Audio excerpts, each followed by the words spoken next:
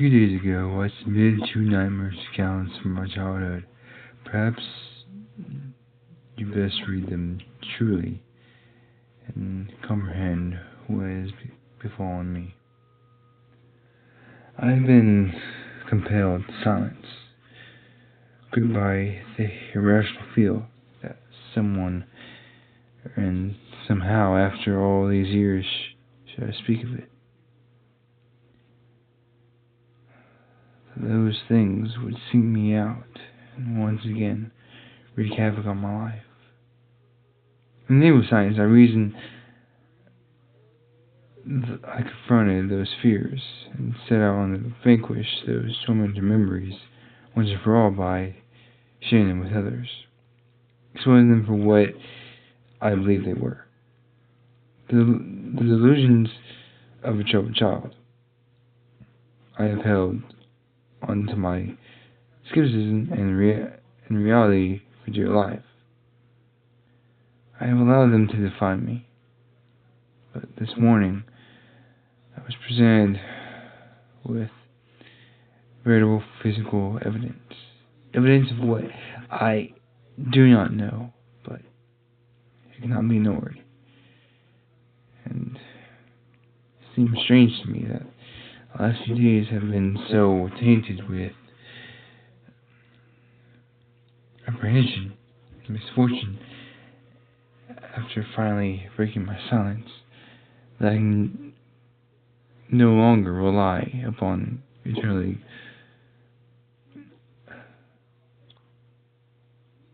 weak explanations. Wake of sharing those traumatic experiences as a child, I have been plagued by an overwhelming sense of unease. And apparently I've attributed this to the fear I had experienced in civil recounting and revealing those terrible events in my mind.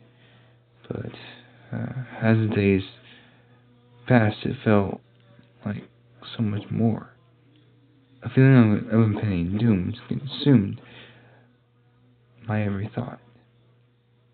What sleep came to me rested not. Each morning I awoke, my nerves on edge, as if deprived of sleep for an age. Nothing frightening happened during the first few nights. No visitation, no unwelcome bedfellows, no wheezing breaths reaching out from deep within my bedroom walls. But I had that distantly familiar feeling of being not alone.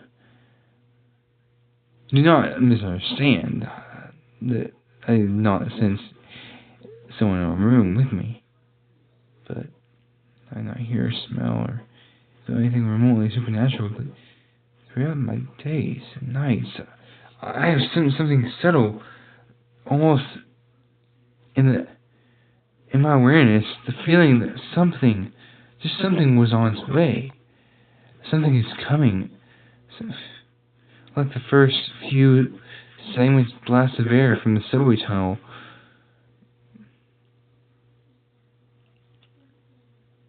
Like the arrival of lurching, insufferable monstrosity. Surprising yet expected. My sense of unease grew with each passing day, pushing its way from under my skin, deep into my mind like some form of cancerous infection. I tried to focus my attention on various trying subjects in the vain attempt to fill my mind up with the brim with others' thoughts, hopefully leaving no room for those uncontaminated memories.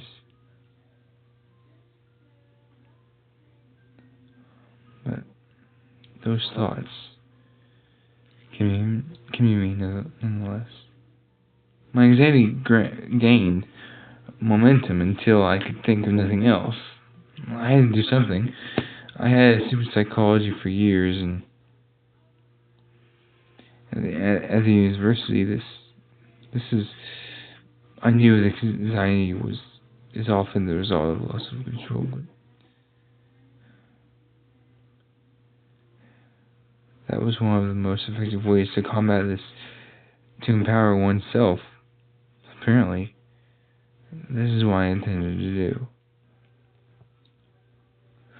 Colorful hardly, but I was going to go back to the place, the house where those terrible events took place. I was going to confront those memories and expose them for what they were. Nonsense. I was only young, anyways, right? Well, it was an hour's drive to my old home, but it was filled with elation. I was confident, at ease, happy, and was in control now, and nothing was going to get in my way from showing that the place I had feared my entire life was nothing but an average, humdrum, harmless, with suburban house. Lately navigating the country roads and motorway, finally I made it back to the city. Gradually the streets began to take a familiar appearance. Memories of playing in my neighborhood came flowing back to me. I played park with my favorite slide, an ash pitch, actually, where we used to play football. My schoolyard filled with hide and seek and friendships long since abandoned but never forgotten. I wander through these memories like a prodigal son walking home, wondering so much that before I realized it, I was pulling into the street where I once lived. The road was long and disappearing far into the distance, finally entering into a sharp blind turn. It was an old neighborhood. It had been planned and built long before the advent of the car. This was evident by the narrowness of the roads created by a strangely claustrophobic feeling, as if the house on each side rose up, letting it passers by. Someone must be and cast my eye over the house that I passed. It was a uniform place, with every house looking dissimilar. Not dissimilar, but my heart suddenly began to beat faster as a cold chill crawled through my spine. There it was. There was a house. It was late afternoon, and the street was quiet, almost lonely. I sat at that little place wondering how such an ordinary home could be instilled so much fear in me. I had intended to only look at the house from afar, confirming it to me was a material construction. Entirely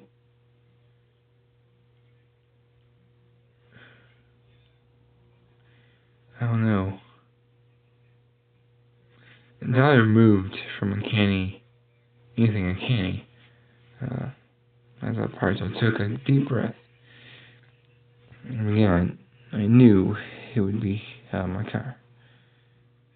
And it was out of my car, walking towards the old and solid gate. Its once bright, full of shapes from now darkened by age. Flaking deep green paint, revealing nothing but rust beneath. I ran my fingers over its uneven top, and with a dull gasp, I pushed it open. Walking along the path, I was shocked now how overgrown the garden was and unkept. I thought to myself how much a waste of a good lawn it was, which was all obscured by the thick of moss huge weeds and other invasive species. But near the house, I realized why. It was unoccupied.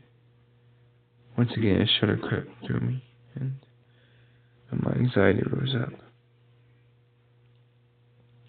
I crushed it with my rational mantra. The simplest explanation is usually the correct one. I assume that due to the current economic climate, that the house had probably just been on the market for some time, and the owner wasn't too aware of the odd settlement. The first buy is with the eye. But as I looked around, I could see no for sale sign, nor one to let. It generally seemed as though the house had been forgotten, abandoned, and left to rot. Not surprising. The windows at the front of the house were filthy and, as such, almost impossible to see through. But as I wandered around to the back of the building, I could see more clearly inside. I would imagine that a house such as this one would be empty, but on the contrary, it was entirely occupied. Occupied by trappings of modern life. I could see television sitting in the living room, in the corner, and a coffee table with magazines strewn across it. Various pieces of furniture sitting as if ready to be used, and a couple of coffee cups sitting on windowsill, still full, covered in mold. I would have thought the house was lived in once, not for a thick layer of dust over everything, unaccompanied by the occasional spider's web. It seemed as though the most recent occupants have left in a hurry, and never returned. Clambering through a sea of waist-high grass and bushes, I eventually arrived at the entrance, the window at the back of the house. The very sight of it frightened me, but this was mere memory and not the strange feeling watching from within I had experienced as a child. Peering in, the room looked eerily familiar. I suppose it's where this little can be done with a room so small. Not only narrow, but through the dark curved glass, and the room looked almost unchanged from when I had slept in it. A bed with its drawers, and what looked like an endorsement, and a assortment of toys on the floor. A profound sense of anger washed over me momentarily, but I shook it quickly from my mind. The room was clearly that of a child's, and thought of that thing harming another innocent filled me with contempt and contempt for what I thought, and within me swelling the desire to protect any child from an abomination. I had to gaze at that wall, of which a bed lay alongside it.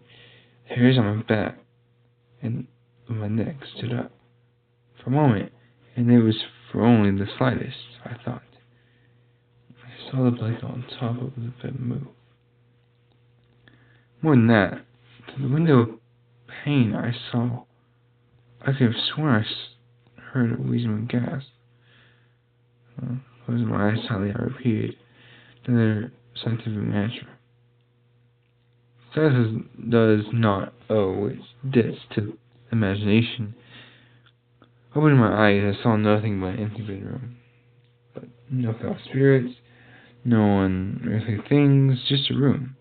No more, no less. I breathed a sigh of relief, and as it was all well with first time in many days.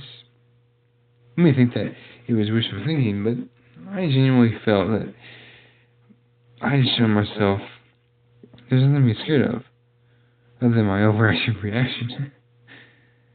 It was starting to get dark, and I wanted to be home before the night, filled with confidence now that my anxieties were behind me.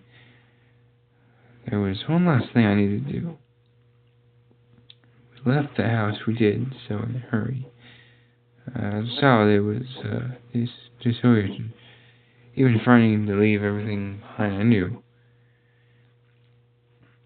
There was one thing left which I always wondered about.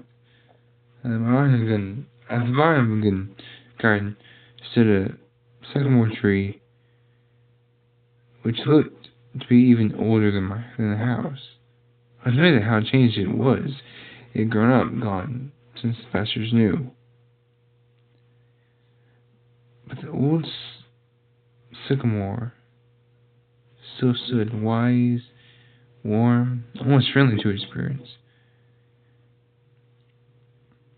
I think it's a rite of passage for each child to place taught things. It's often their first experience with independence, something removed from any authority figure. For me, my stash is halfway up the old sycamore. I sure must have looked like a fool, but I happily and gleefully climbed the tree with abandoned figuration of the branches and changing places. But overall, the happy memories of playing amongst the limbs of the old sycamore. I have a little piece of the world to myself, away from everyone else. It seemed vivid, as it was remarkable how much remained unchanged. Halfway up, I caught my breath and smiled to myself. And the central trunk of the tree lay a hollow, whether it happened to be created by an animal, or perhaps a tug of a gale or a weakened branch long ago. I do not know, but it was where I kept things. If I found something which should be taken from me for being inappropriate, into the hollow it would go. The truth was, though, that the majority of the items were inside were not very interesting. Most of the toys and really exotic pieces of contraband, like a slingshot or some smoke bombs. And no reason to hide the toys. But when I was young, I felt adventurous to have a secret. The hollow was dark and filled halfway with rotten leaves. No doubt, disposing and depositing there from countless autumns. Nevertheless, I reached deep inside to see what remained. I couldn't believe it. I found a toy that I had hidden there before it was moved, all those years ago. I could feel the plastic in my hand. The sharp edge is unmistakable, but the leaves and darkness of the hollow obscured view from me, and as I struggled to remove it from the thick mixture of rotten leaves and rainwater, it seemed to be caught amongst a collection of small twigs.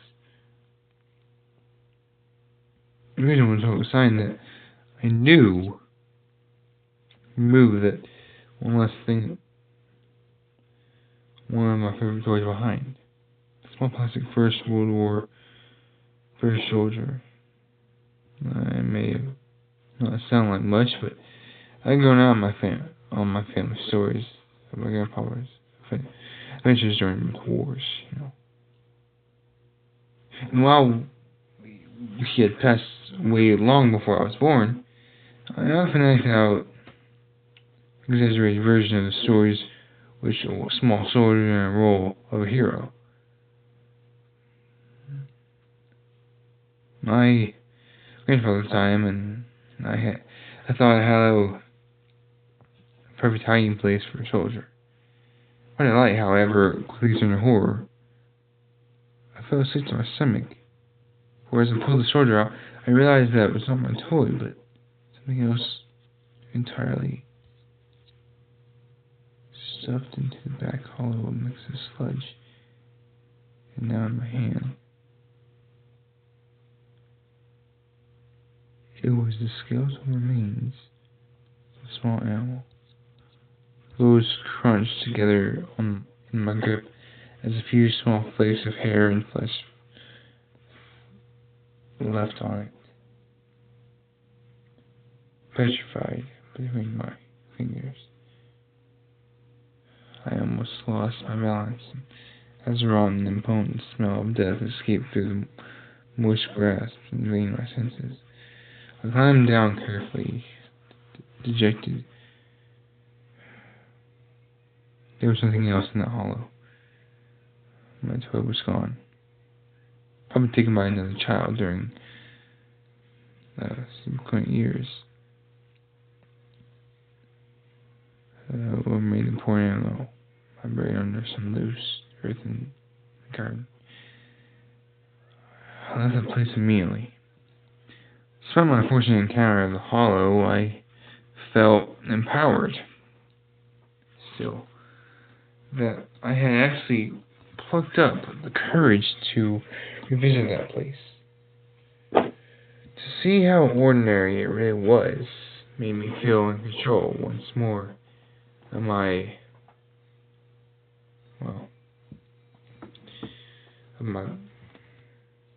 place in life. I did not at that time require anything other than the conversational explanation. Say goodbye to the old neighborhood, to that bad memory, once and for all. I began to make my way home. By the time I had driven into the motorway, something had begun to filter through from the back of my subconscious. At first I discarded it, and dismissing it as my imagination, but as the sun shone, it slashed and dripped down below the horizon. Since it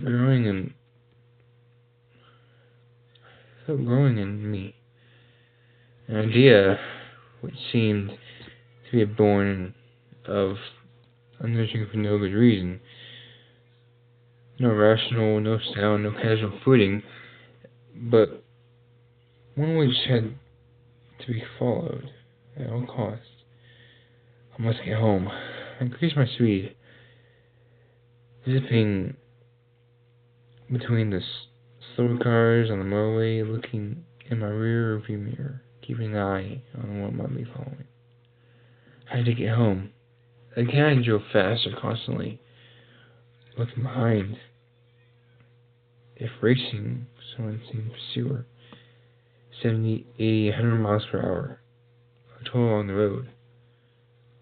I beeped, I yelled, the sweat lashed off of me.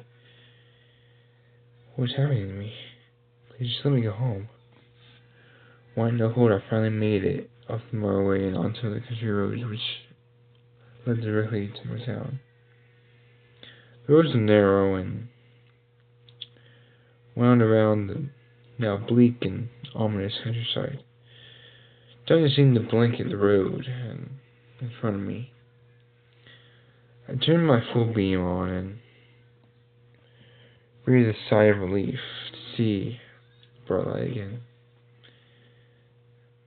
Even if artificial, the manic anxiety which had seemed to grip me on the motorway approved and appeared to have diminished somehow. However, I still glared in my rearview mirror more often than I should have, just to make sure that there was nothing following me. What a ridiculous thought to think that something just in my car. I put myself and others in danger by speeding down a busy motorway. Madness. Some managed or not, I felt compelled to get away as quickly as possible, and even though I managed to collect my nerves, the loneliness of that road on fueled my yearning for my old town, my own street, my own bed. Nervously, I traversed the web-like winding roads from which steered through the countryside. Feeling relieved at the first sight of a lamp post of civilization and the boundaries of my town, I looked up outside of my house, turned the engine off, and sat for a moment in silence. I had to stop all this nonsense, things coming out of walls, watching monsters smother me at night, looking into someone's window like a prowler. It was all this lunacy. Tomorrow I would start afresh, with no writing about my childhood experience. No more revealing of dread-filled nights, just getting back to normal, carrying out my work, spending time with my girlfriend, and most of the reaffirming my belief, faith, and confidence in science and rationality. The thing in the back seat leant over, grabbing me with that by the shoulder and breathing a foul, wretched breath from deep inside his lungs. I skimmed off the door. My arms flailed around looking for the lock. Fear possessed me, shook me. A fear remembered all too well. A fear from all those years ago, lying awake at night, that sticking room.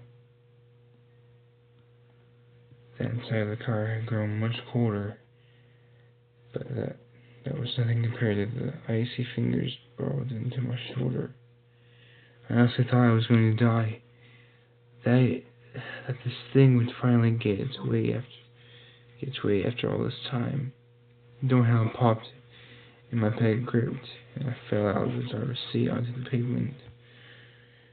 For the briefest of moments, I thought I caught a glimpse of something in the back seat, vague, the form of an old man. It twisted and distorted, grinning from ear to ear. Luckily, there was no one around, and there had been with appeared a mad fool,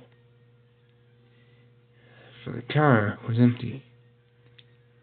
I got the keys from the ignition and blew the door shut with my foot, locking it for the night.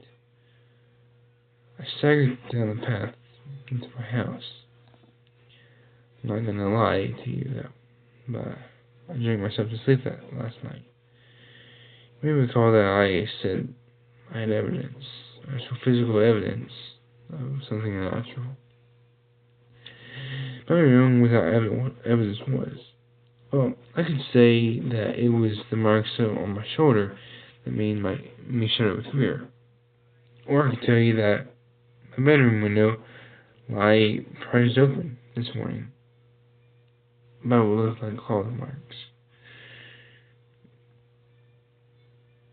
Has left me dreaded tonight, or any other. But no, none of that scared me as much as what I saw today upon waking. And I can tell you, sometimes the most frightening messages are the most simple. For lying on my chest as I woke this morning was a toy soldier. The soldier I had hidden in that hollow all those years ago turned me as an adult, bitten in half.